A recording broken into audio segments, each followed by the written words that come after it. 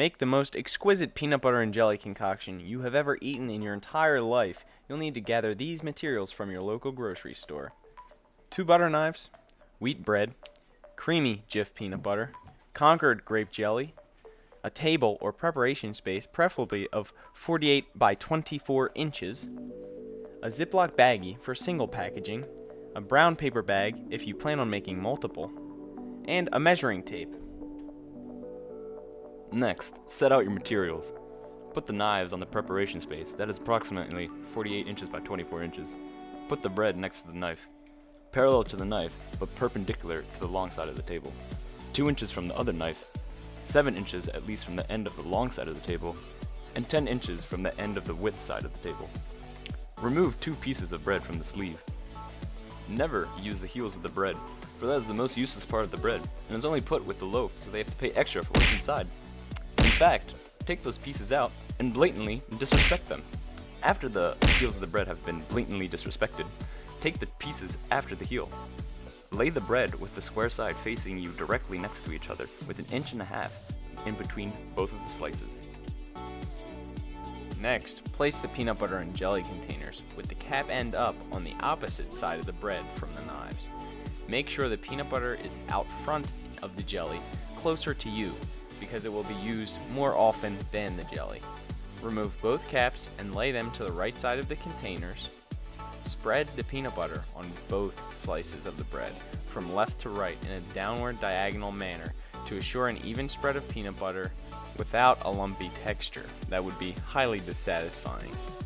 Now, take the jelly with a second knife and put a dollop of it on the left slice of bread.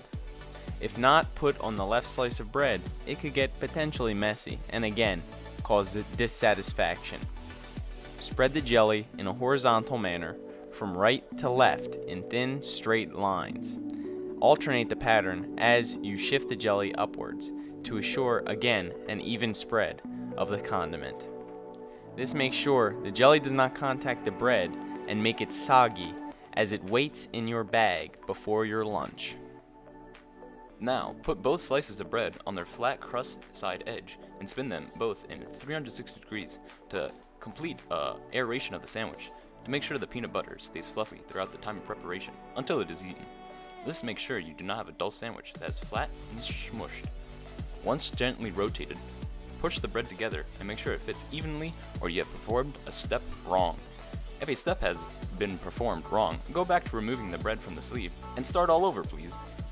Now, slice the bread diagonally to ensure an aesthetic visual pleasure and get the most from your sandwich. Cutting the sandwich horizontally or vertically looks like a child's diaper and causes you to lose a millimeter more than if you cut it in a diagonal manner. Horizontal or vertical cuts also have the potential to create an uneven sandwich side.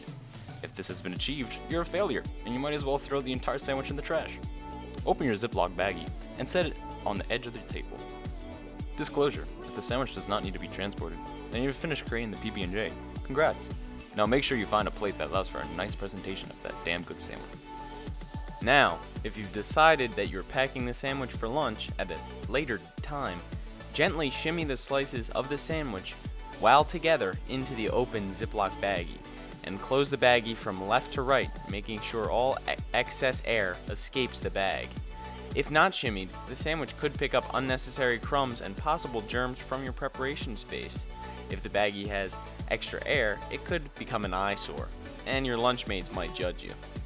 If multiple sandwiches, you can always fit them into a brown bag flatly against the bottom. If you have more than will fit into a brown bag, you can take your sleeve of bread and fill that with the sandwiches. Congratulations, you've learned how to make this exquisite peanut butter jelly sandwich the proper way. Once eaten, the sandwich will give your taste buds the greatest experience ever. Now sit down and enjoy it.